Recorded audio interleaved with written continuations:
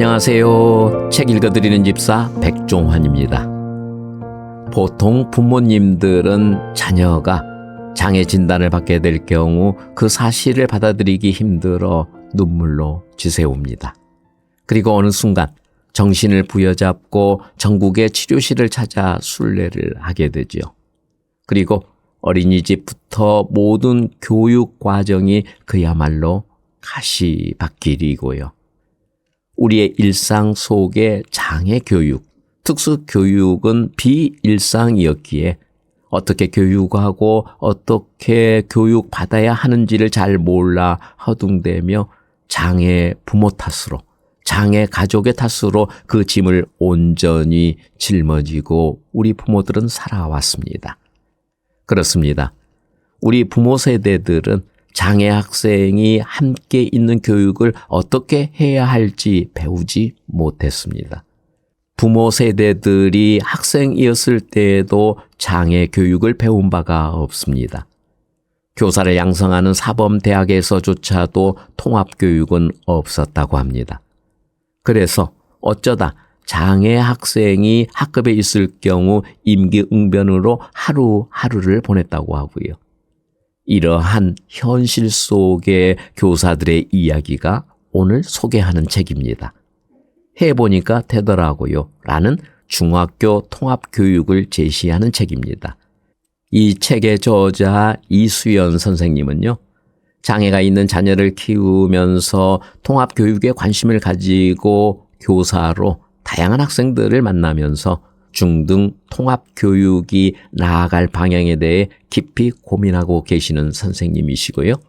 그리고 중학교 특수학급에서 장애 학생을 만나고 계시는 김민진 선생님, 이수연 선생님과 김민진 선생님이 각각 반반씩 쓰신 책. 오늘은 이수연 선생님이 쓰신 해보니까 되더라고요의 일부를 발췌해서 백종환의 목소리로 나눠봅니다.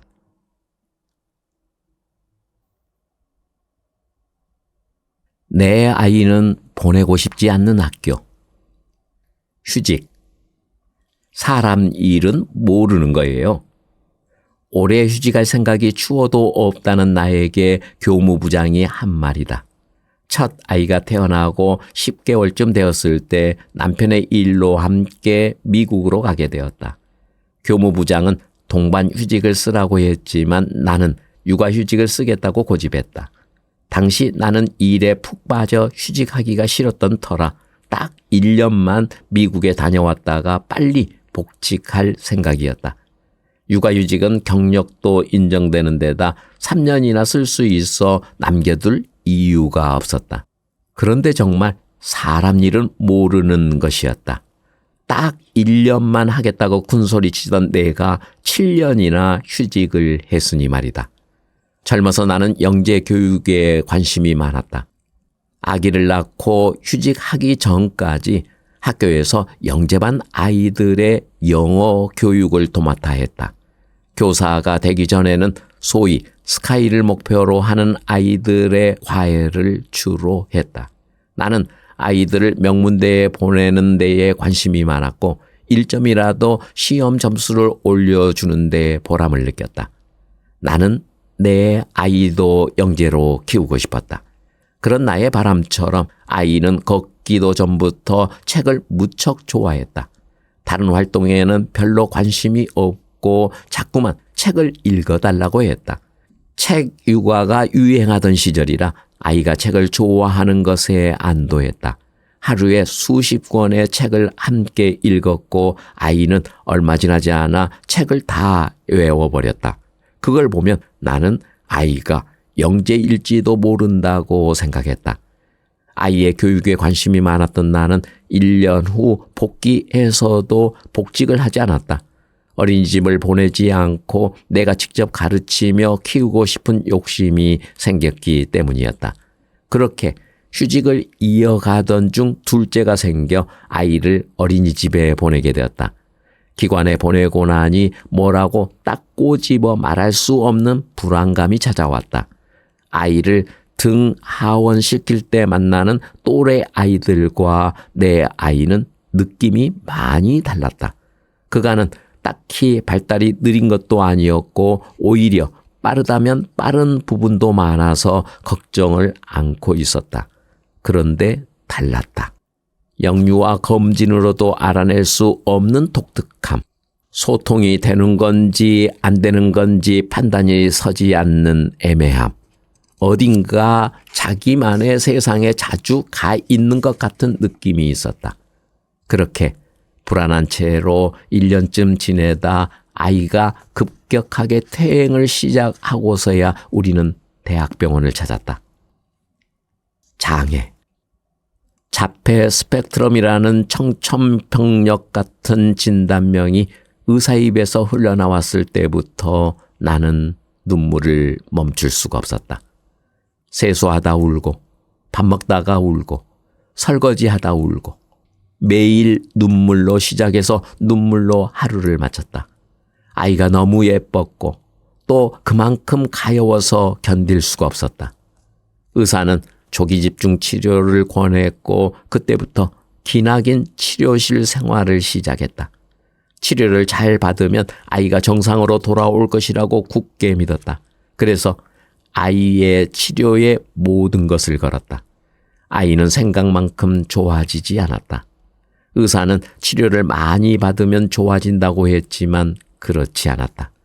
유명하다는 치료실은 다 찾아다녔고 밤낮으로 내 열정을 아이에게 다 쏟았지만 아이의 변화는 미미했다. 그렇게 시간이 흘렀다.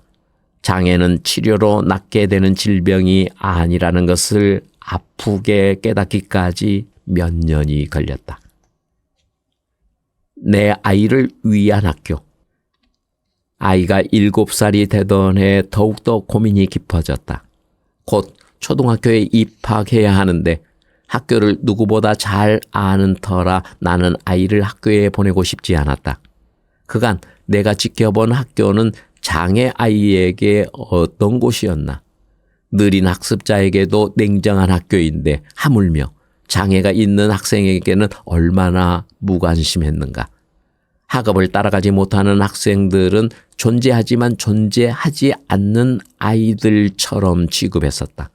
게다가 철없는 아이들은 장애 아이들에게 짓궂은 장난이나 심부름을 시키기 일쑤였고 장애아를 둘러싼 학교 폭력 사건도 많았다. 내가 겪은 학교, 내가 본 모습은 그랬다. 나도 그런 학교의 일부였을 것이다. 학교의 현실을 떠올려 보니 차마 내 아이는 학교에 보내지 못하겠다는 결론에 이르렀다. 나는 교사이지만 공교육을 믿지 못했다. 아이를 위한 대안학교를 찾기 시작했다. 수많은 대안학교를 무작정 방문했다. 그러나 그 어디에도 내 아이에게 맞는 학교, 내가 만족할 만한 학교는 없었다. 고심 끝에 나는 아이를 위해서 무모한 도전을 하기로 했다. 마음 맞는 엄마들과 대안학교를 만들기로 했다. 작은 컨테이너에서 학교를 시작했다. 고맙게도 우리를 도와주는 손길이 많았다. 급여를 받지 않고 봉사해 주겠다는 사람도 많았고 교사로 나서는 사람들도 있었다. 아이들이 소수였기 때문에 특성과 수준에 맞는 교육이 가능해서 좋았다. 아이들의 리듬에 맞추어 속도도 조절이 가능했다. 미리 짜인 커리큘럼 안에 아이를 맞추지 않아도 되니 좋았다. 학교 폭력 사건 같은 건 일어날 리가 없었다. 늘 자원봉사자와 교사가 아이들 옆에 붙어 있었기 때문이었다. 나도 교사로 나섰다. 솔직히 쉬운 일은 아니었다. 나는 내 아이만 알았지 장애 아이들도 비장애 아이들처럼 특성이 다양하다는 건 미처 몰랐다. 아이들을 파악하고 그에 맞는 교육 과정을 일일이 짜기가 힘들었다. 아이들 각자가 가지고 있는 해결하기 어려운 행동들도 정말 다양했다. 그에 대한 대응과 조치에는 확신과 일관성이 있어야 했다. 어느 지점에 이르자 전문가가 절실히 필요하다고 느끼게 되었다. 그런데 특수교육 전문가 섭외는 쉽지가 않았다. 정식으로 특수 교육 학위를 받은 교사가 이제 막 시작한 작은 대안학교에 관심을 둘 리가 없었다. 유아교육이나 사회복지를 전공한 선생님은 있었지만 스펙트럼이 다양한 자폐 아이들을 이해하고 이끌어가기엔 역부족이었다. 무보수로 아이들의 활동을 보조해 주겠다고 나선 봉사자들은 사랑과 열정은 있었지만 그것이 오히려 아이들을 힘들게 하는 일도 종종 일어났다. 깨달음. 이상과 현실이 충돌하면서 지쳐 에너지가 바닥날 때쯤 딸아이의 모습이 보이기 시작했다. 딸아이는 자폐 스펙트럼으로 진단받긴 했지만 어려서부터 사람을 무척 좋아했다. 친근하게 웃어주는 사람들을 경계 없이 대하고 좋아했다.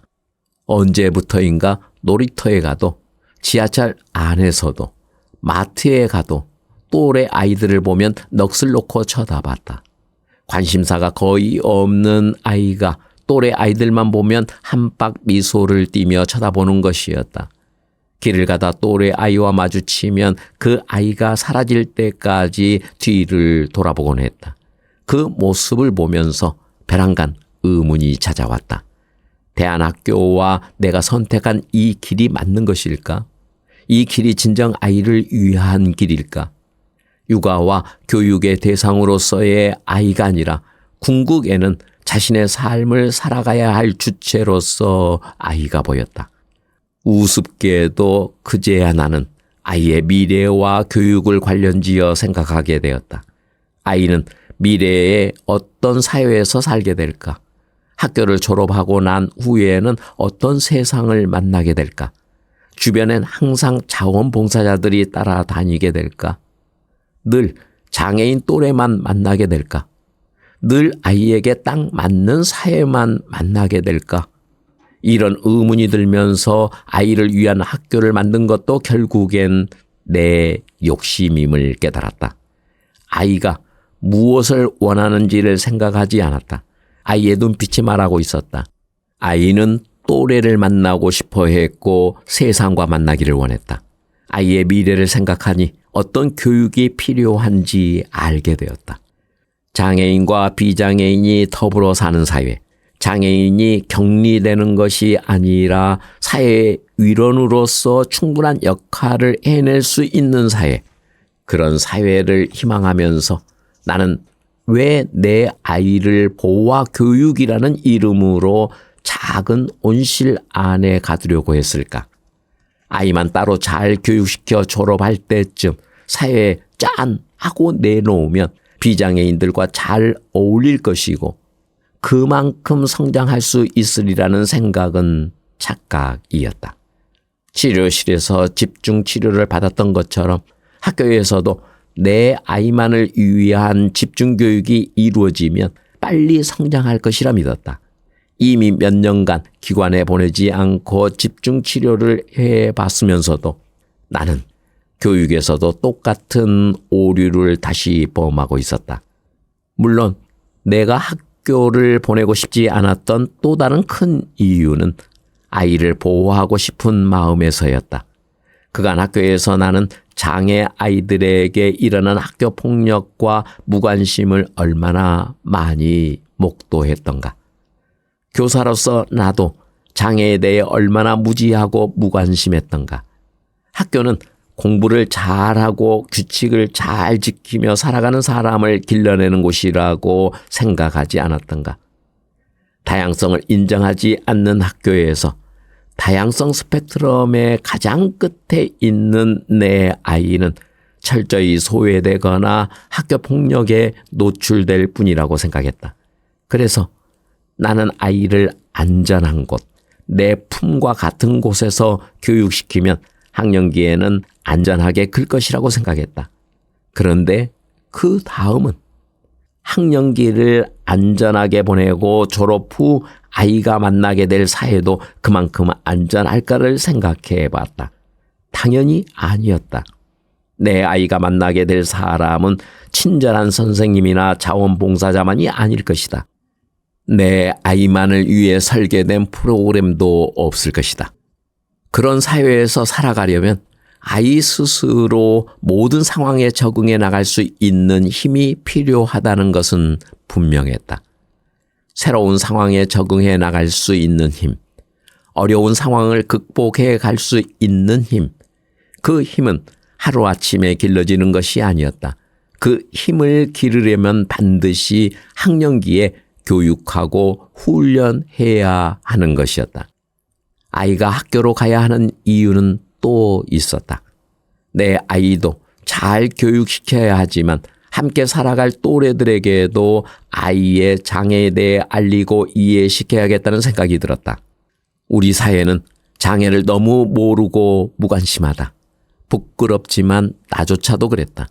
내 아이가 불편함 없이 살아가려면 절대 바꿀 수 없는 장애에 대해서 적극 알려야 했다. 앞으로 아이가 살아갈 사회는 결국 함께 학교에 다니는 또래, 함께 교육받는 위아래 선후배가 만들어갈 것이다. 그 친구들에게 장애를 알리는 가장 좋은 방법은 아이를 학교에 보내어 함께 생활을 하도록 하는 것이었다. 익숙하지 않는 것과 함께 살아가는 데는 연습이 필요하니까 내 아이에게도 다른 모든 사람들에게도 한때는 학교로 돌아가지 않고 대안학교에서 근무하며 내 아이와 같은 장애 아이들을 위해 기꺼이 나를 희생하리라 생각했다. 하지만 아이의 장애에만 함몰된 마음을 내려놓고 나니 좀 더 멀리 보게 되었다. 장애에 대한 사회적 인식을 개선하는 것과 같은 맥락으로 비장애 아이들을 잘 가르쳐야 한다는 생각이 들었다. 학교에 돌아가서 통합학급을 맡아 제대로 운영해 보고 싶었다. 일반 교사 중에서 나만큼 장애를 잘 이해하고 통합교육의 필요성을 절실히 느끼는 사람은 드물 것이라고 생각했다. 내가 교직에서 만날 아이들이 바로 우리의 미래이며 우리 아이가 함께 살아갈 공동체가 아닌가. 기나긴 휴직 기간 동안 나는 새로운 교사로 거듭나게 되었다. 영재 학생을 길러내는 일에만 가치를 두던 교사가 통합교육의 가치를 깨닫게 되었으니 말이다. 그러나 학교에서 내가 마주하는 현실은 녹록치 않았다. 선하고 아이들을 아끼고 사랑하는 교사들이 많음에도 놓치고 있는 문제들이 여기저기 보이기 시작했다. 나도 그랬을 터이니 나부터 조금씩 바꿔가자고 마음먹었다.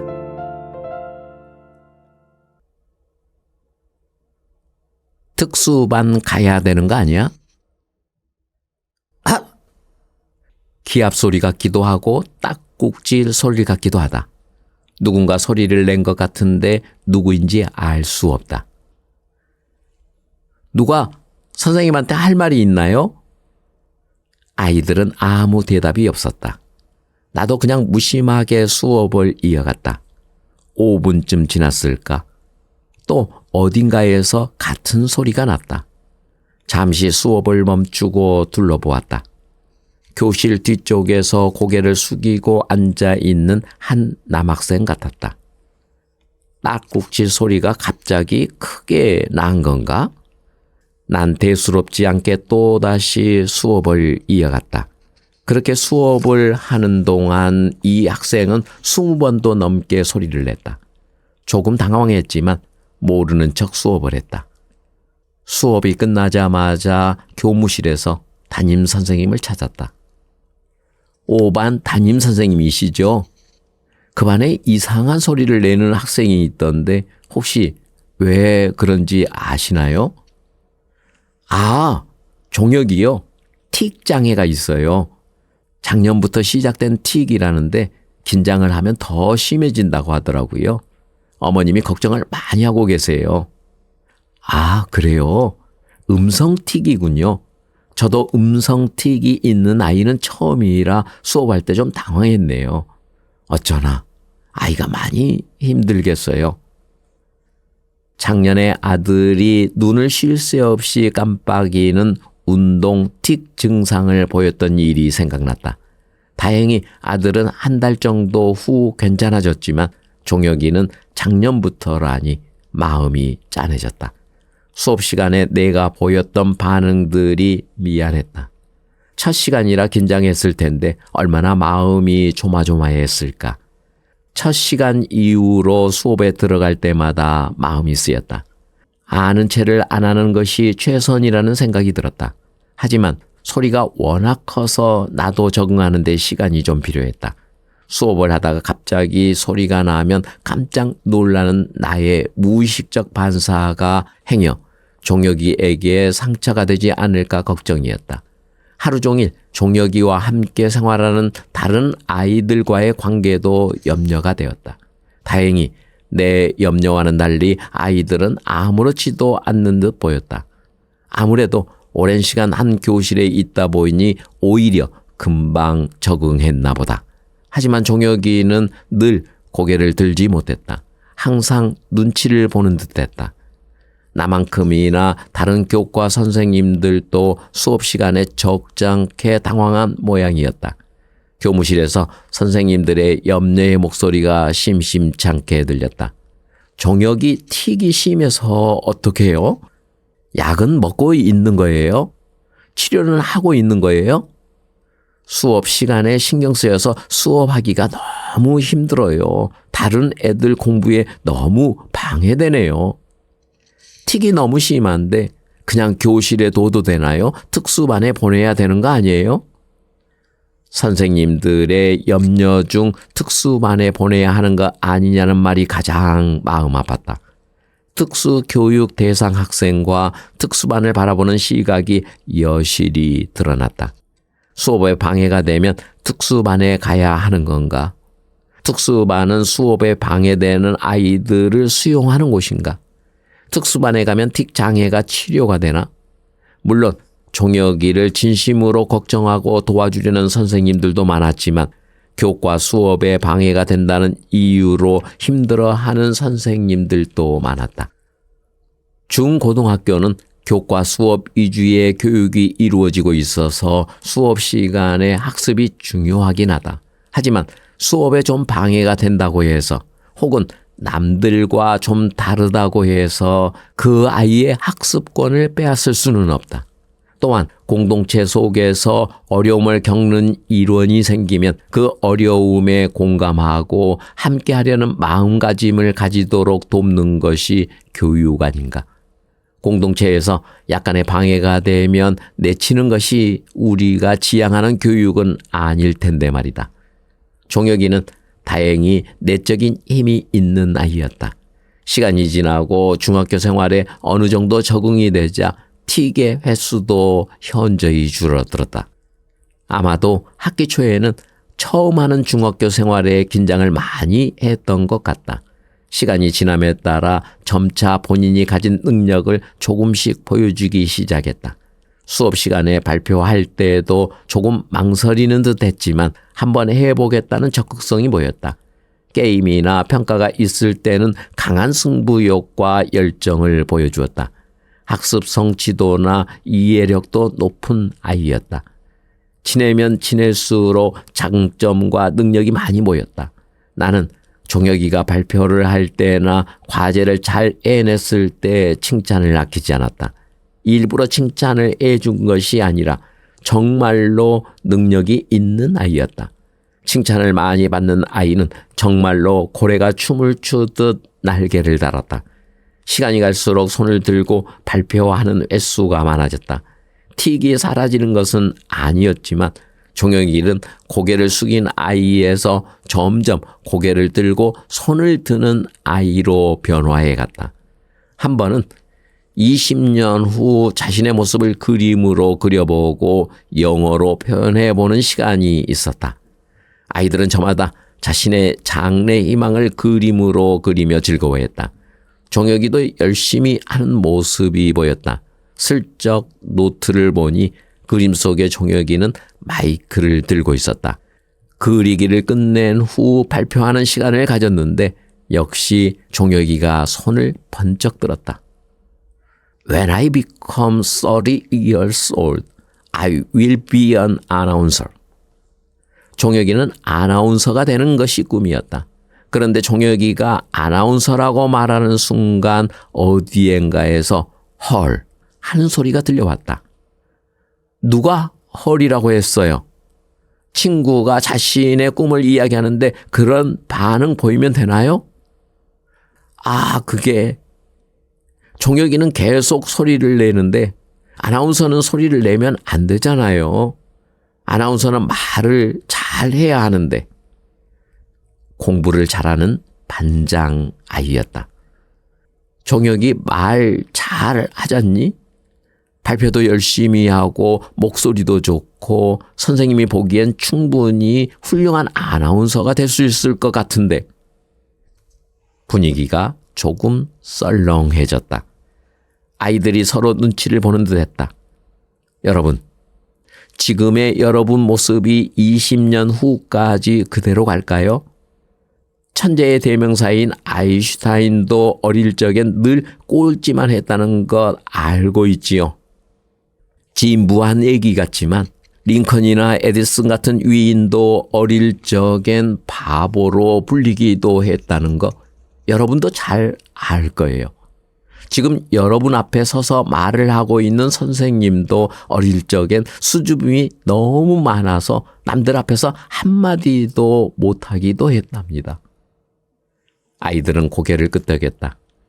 종혁이는 기분이 좀 상한 듯 했지만 나는 종혁이가 이제껏 그래 왔듯 잘 극복해 갈 것이라 믿었다. 믿어주는 것의 힘은 생각보다 강하다. 아이 안에 내면의 힘을 믿어주면 아이는 스스로 에너지를 발전해 간다. 종혁이가 그랬다. 고개 숙인 아이에서 손을 들고 일어나는 아이로 변화하고 발표할 때마다 점점 얼굴엔 자신감과 만족감이 묻어났다.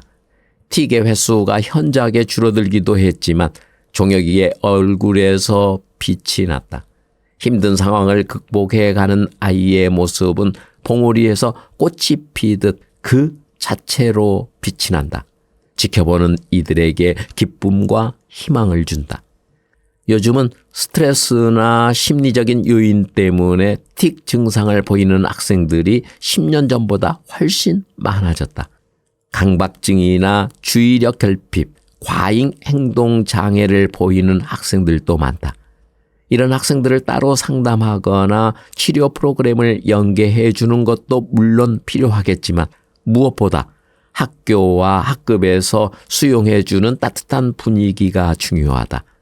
학급에서 적응이 어려우니 특수반에 보내야 한다는 생각으로 대하기보다 장점을 찾아주고 장점이 더 부각될 수 있도록 환경과 분위기를 만들어주면 좋겠다. 수업을 방해하는 존재라는 부정적 시선이 아닌 어려움을 만나 극복해가는 빛나는 존재로서 바라보자. 교사의 따뜻한 시선이 학급에 따뜻한 분위기를 만들어줄 것이다.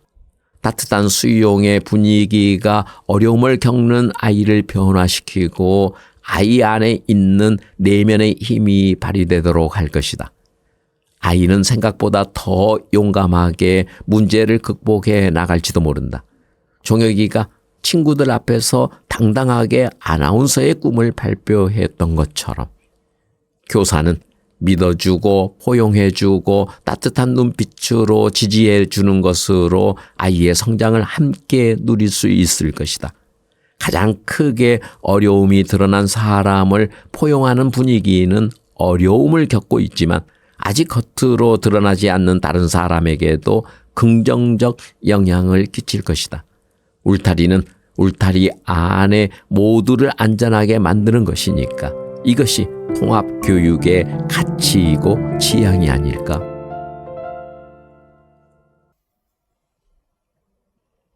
해보니까 되더라고요.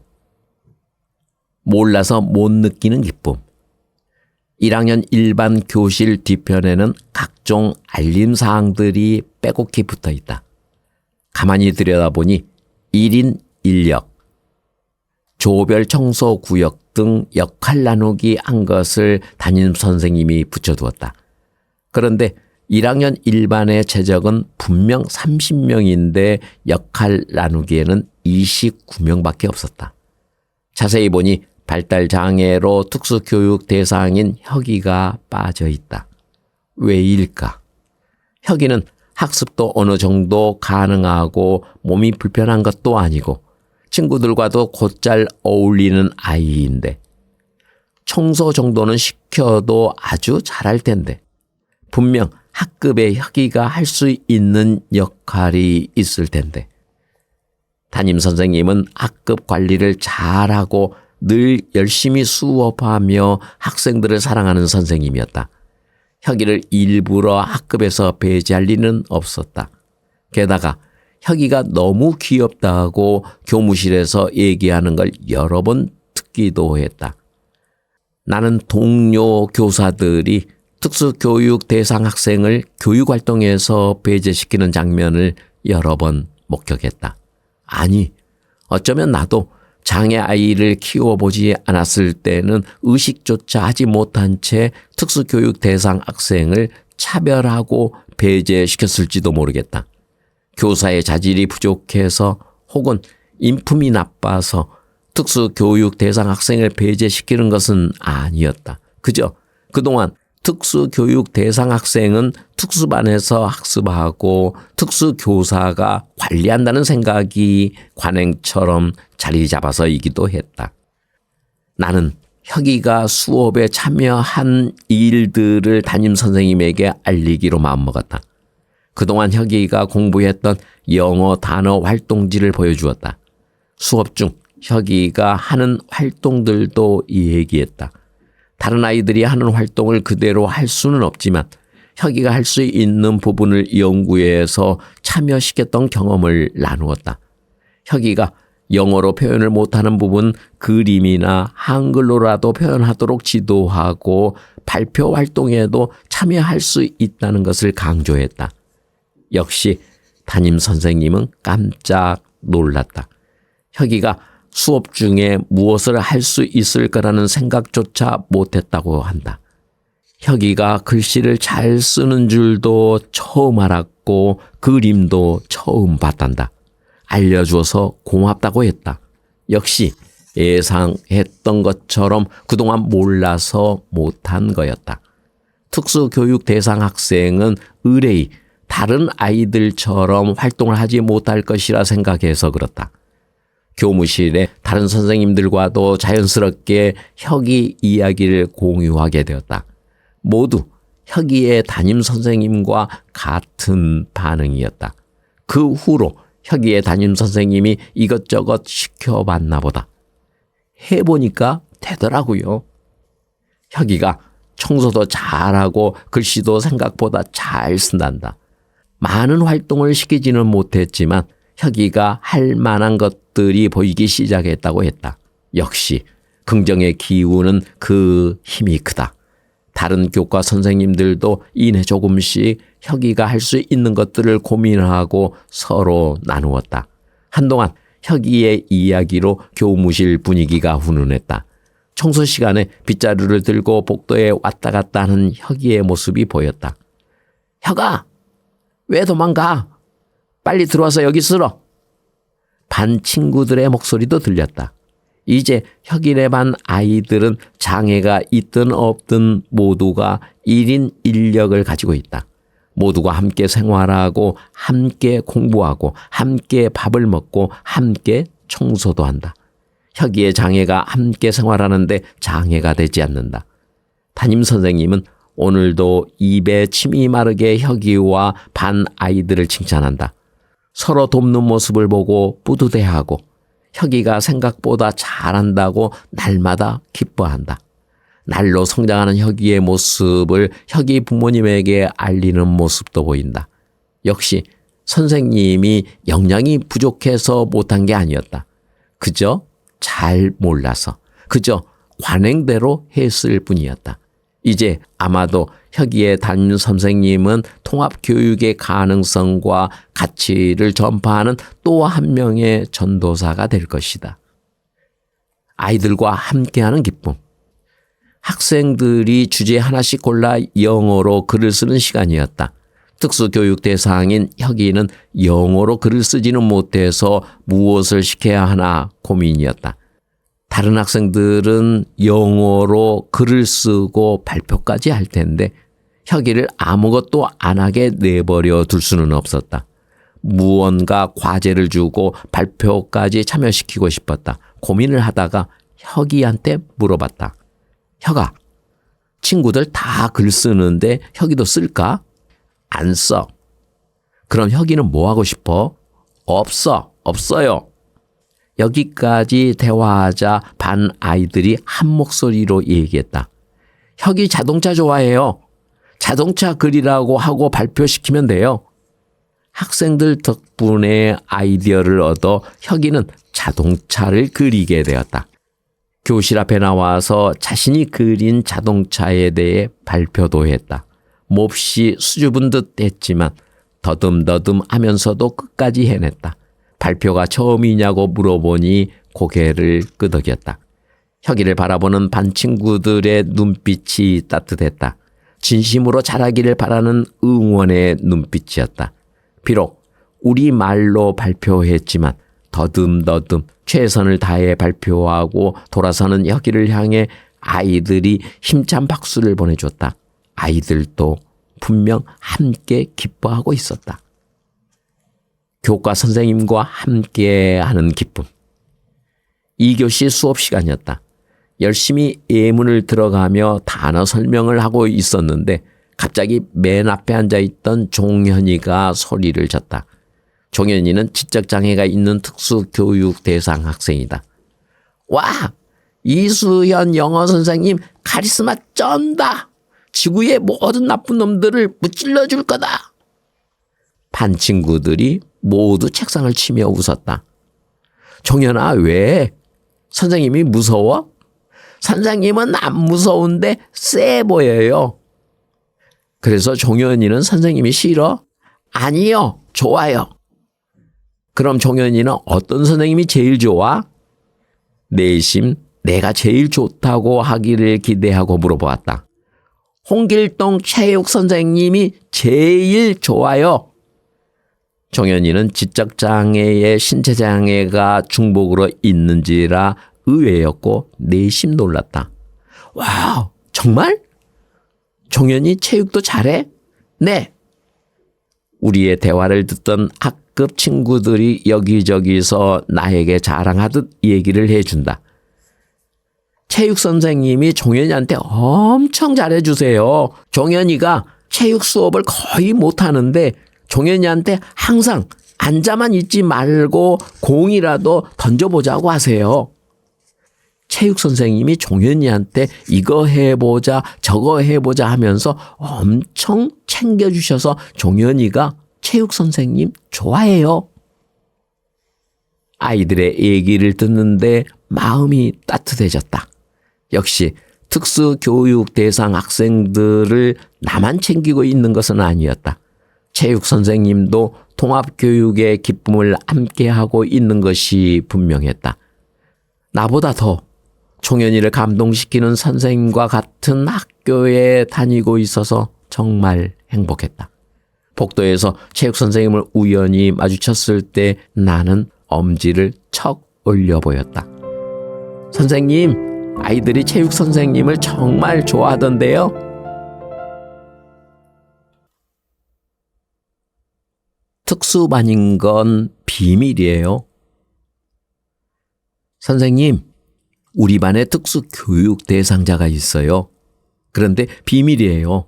학생들한테는 비밀로 해야 하니까 조심하세요.